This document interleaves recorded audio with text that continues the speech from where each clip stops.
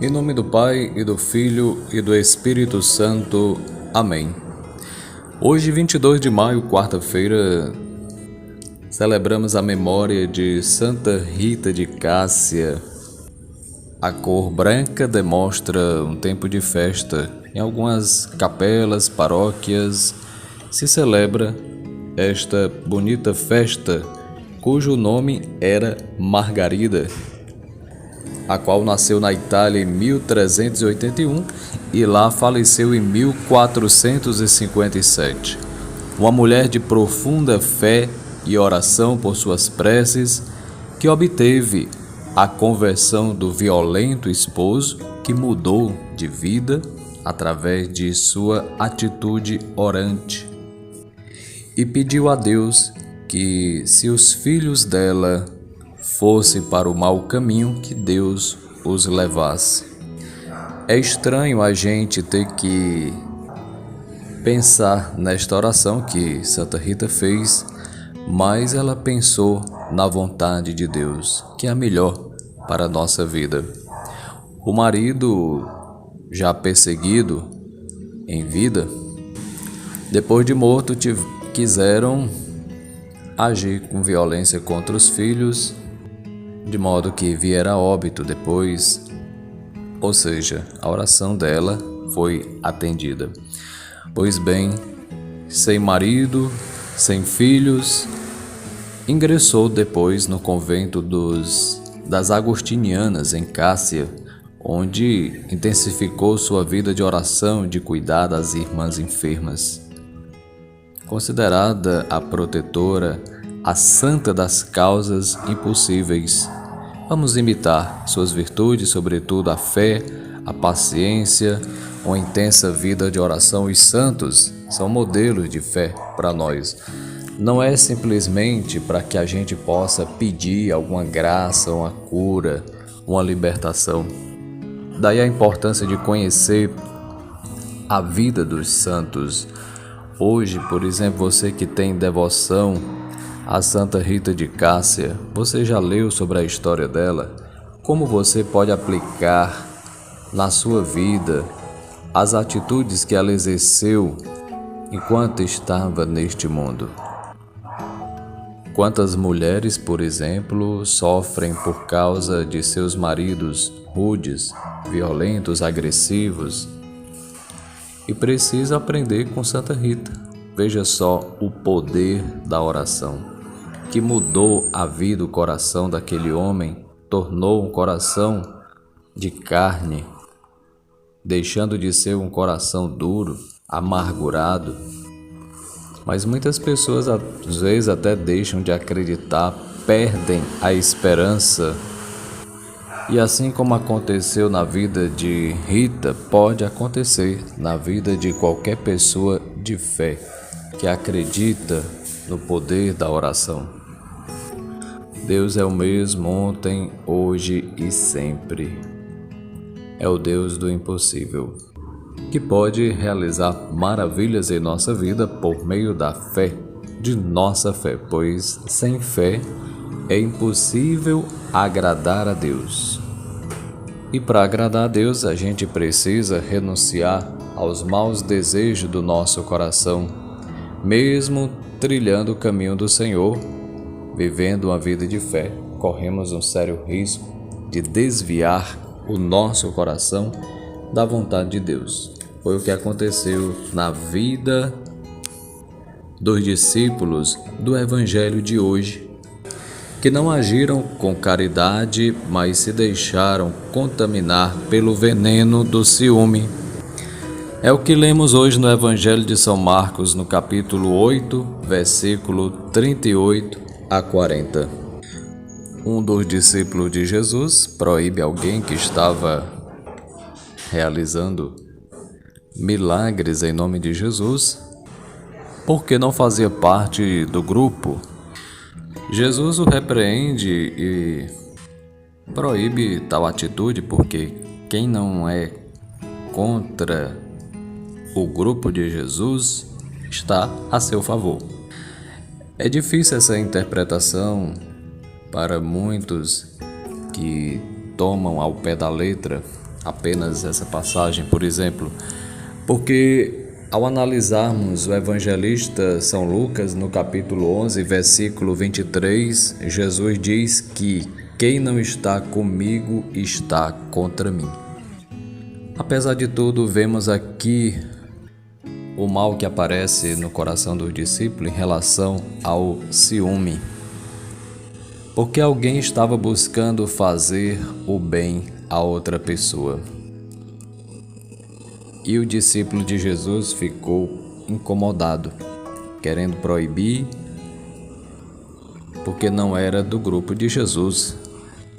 Como entender essa passagem? Como entender esse contexto sem preconceitos? Porque a vontade de Deus é que todos sejam curados. A vontade de Deus é que todos estejam bem. Nós é que não estamos bem. Nós é que passamos por certas situações que roubam nossa paz e deixamos muitas vezes que o pecado reine em nosso coração. E nós devemos de fato purificar nossas más intenções com a palavra de Deus, com a sua graça, com o bem maior que é nosso Senhor. Muitas vezes, egoisticamente, nós pretendemos ser os donos da verdade e agimos sem caridade. Jesus veio para todos os que acreditarem, confiarem nele, tendo como Senhor e Salvador. Como Santa Teresinha, nós poderíamos dizer: eu vos suplico, ó meu Deus, enviar-me uma humilhação cada vez que eu tentar me elevar acima dos outros. Meus irmãos, o ciúme destrói relações. É um dos pecados que afeta nossa existência, que mancha nossa alma. Um dos pecados capitais, porque vai gerando outros pecados. O ciumento é uma pessoa frágil, que perde facilmente a perspectiva de causar o desejo do outro e imaginariamente vê um terceiro na relação com ameaça frequente ou constante que causaria a perda de seu objeto amoroso. Ou talvez melhor, a perda da sua posição de objeto para o outro. Não sei se me fiz entender, mas a gente fica incomodado com certas situações que provoquem nosso coração e a gente precisa cortar o mal pela raiz, não deixar que a erva daninha possa proliferar em nosso coração, como aconteceu de repente no coração de um dos discípulos. Isso pode acontecer também com qualquer um de nós, numa comunidade de fé, numa caminhada. Todos estamos sujeitos ao pecado, ao mal, e nós devemos de fato buscar no Senhor esta força. Veja que a força da palavra de Deus nesse momento corta o mal, dá um ensinamento de verdade para que, no caso ali, o discípulo João pudesse acolher. Do ponto de vista espiritual, psicológico, o ciúme não faz bem à nossa saúde mental, ao nosso coração. Do ponto de vista psicológico, poderíamos falar em 3 tipos de ciúme: o concorrencial, o projetivo e o delirante. Concorrencial é uma variação da inveja, é um afeto que nos mostra que não somos o centro do universo. E está ligado ao momento da infância, onde nasce um irmãozinho, ou quando eu percebo que não sou tudo para meus pais. Isso já provoca uma certa desordem, um desequilíbrio na convivência. O outro ciúme é o projetivo. É quando desconfio que o outro esteja me traindo e pode me deixar a qualquer momento. A projeção é um mecanismo de defesa onde eu não consigo lidar com o afeto que é meu, então eu coloco isso no outro. O outro é que irá me trair e eu utilizo isso como uma defesa para o meu desejo mal resolvido que eu coloco no outro. Veja só. Então é preciso se resolver por dentro, administrar as emoções. A gente às vezes não se dá conta desse pecado, desse mal que brota em nosso coração, como diz Jesus em Marcos no capítulo 7. E por último, o ciúme delirante, que é também projetivo, mas com um aspecto importante a mais: ele é tóxico, está baseado na convicção, na certeza de que a traição está acontecendo, acarretando pesquisas, perseguições, inquéritos sobre esse terceiro ameaçador ao ponto de se tornar uma obsessão. Então, no ciúme projetivo e delirante principalmente, há grande risco do sujeito evoluir para a violência, justamente para se defender de sua própria fantasia inconsciente. Por isso que é um pecado capital. O pecado capital ele vai gerando outros pecados, né? Então veja que do ciúme vem uma raiva, vem ódio, vem violência, o que aconteceu nesse contexto evangélico, e dessa raiva de querer afastar alguém que estava fazendo o bem, tentando expulsar demônios, situações, coisas más. Por outro lado, devemos deixar a vida do outro de mão, né? Nós devemos obedecer a Deus, buscar fazer sua vontade, buscar o bem, sem de fato gerar confusão, brigas, desordens, porque Deus quer a paz, a harmonia, que é fruto do Espírito Santo de Deus, para que os nossos demônios sejam expulsos. O mal que está em nós a partir da busca das virtudes, de fazer a vontade de Deus, a gente possa ao mesmo tempo ser exorcizado. É isso que acontece, de fato, quando buscamos no Senhor a sua graça, no sacramento da confissão, na comunhão, na oração, na vivência com os irmãos e irmãs da comunidade de fé, em oração. Tudo isso vai de fato ajudando a gente a buscar viver na graça de Deus, a fazer sua vontade, como aconteceu na vida de tantos homens e mulheres, como por exemplo hoje Santa Rita de Cássia. Diante de situações malignas, por conta da confusão mental, das desordens morais de seu esposo, ela enfrentou com oração, com penitência, com renúncia, uma entrega de vida a Deus, e nosso Senhor olhou sua miséria, suas dores, veio em seu auxílio.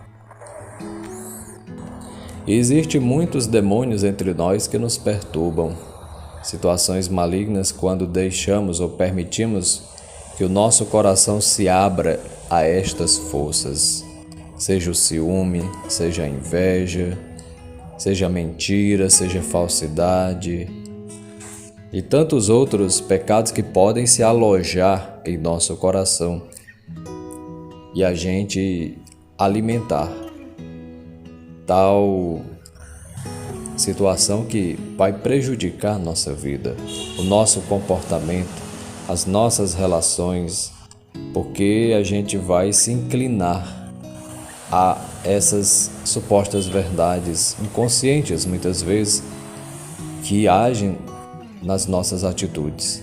Então é preciso, de fato, se dar conta, caminhar com Deus para deixar que sua graça vá nos purificando, exorcizando a nós. Por isso a importância também de buscar leituras, fazer leituras espirituais, conhecer a si próprio, conhecer de fato as reações do meu comportamento, para fazer um balanço, uma análise existencial da minha própria vida cristã. Isso é importante. Veja que essa reação de João, aparentemente cheia de zelo, manifesta uma atitude muito perigosa para quem decidiu seguir o Messias Jesus, isto é, um ciúme invejoso com aparência de zelo. Diz a expressão popular: a inveja é consequência da incapacidade. E isto tem muito de verdade nessa reação de João. Sem dúvida, tal reação intolerante dos discípulos denuncia um sentimento rancoroso diante do próprio insucesso e incapacidade de realizar aquilo que eles mesmos tinham recebido do próprio Jesus ao serem escolhidos. Veja Marcos 3, 13 a 15. E constituiu os 12 para enviá-los a pregar e terem autoridade para expulsar demônios. O poder tinha sido dado, mas lhe faltava a fé. Diante da consciência da incapacidade de realizar algo desejado, o ser humano pode escolher uma das possibilidades: ou aceitar e empenhar-se no crescimento das suas reais capacidades, ou tentar negar a sua incapacidade, alimentando um sentimento de inveja, cujo intuito é rejeitar, desqualificar e até mesmo impedir a expansão das capacidades alheias. Contudo, pior do que sentir-se incapaz de realizar algumas coisas é ser incapaz de realizar as capacidades do outro. Pessoas assim se compensam assumindo duas posturas fundamentais. Há aquelas que, sendo detentoras de alguma autoridade ou poder, usam dessas prerrogativas para impedir, proibir que o outro realize suas capacidades e potencialidades. Há também aquelas que, por sua vez, não tendo nenhum poder coercitivo para compensar seu mal-estar diante do sofrimento de incapacidade, apelam, amados irmãos e irmãs, para avaliações sentimentais que desqualificam, menosprezam e desprestigiam as capacidades dos outros.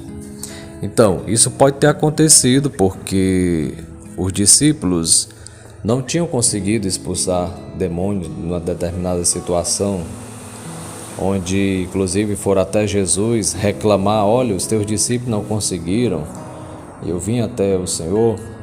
E Jesus até repreende e diz: homens de pouca fé. E de repente alguém que não está no grupo de Jesus consegue realizar tal ato usando o nome de Jesus, né? Então, temos que ter cuidado nessa interpretação dessa palavra, porque há muitos charlatões, há muitas pessoas de fato que não estão com interesses de fazer a vontade de Deus, mas agindo em seu próprio interesse. Aqui estava sendo feito o bem em nome de nosso Senhor Jesus Cristo, para que o outro tivesse vida. Então vamos cuidar da nossa missão. Se hoje fomos chamados por Deus, se temos uma missão na igreja, sem preconceito, busquemos fazer a vontade do Senhor, fazer o bem, buscar a verdade, praticarmos a sua vontade, aplicarmos em nossa vida a palavra de Deus, agindo a partir dos princípios teológicos, fé, esperança e caridade. Neste tempo litúrgico, onde estamos ouvindo sobre a vida pública de Jesus, que possamos avaliar nossa própria vida confrontando com o Evangelho e vendo o que podemos fazer para contribuir para o crescimento do reino de Deus em nossa vida, no mundo, em nossas relações, para que de fato tudo seja para a maior glória de Deus e que possamos edificar a casa do Senhor com zelo, com o coração voltado para as coisas do alto, para que possamos buscar a santidade de vida em nossas relações e atitudes, para que o Espírito Santo nos ilumine nossas consciências, para que possamos sair de si em vista do reino de Deus, em vista da santificação de muitas pessoas, para que muitas almas se salvem e cheguem à vida eterna. Que Deus possa nos abençoar, hoje e sempre, em nome do Pai, do Filho e do Espírito Santo. Amém. Fiquem com Deus e até amanhã, se Deus quiser. Salve Maria!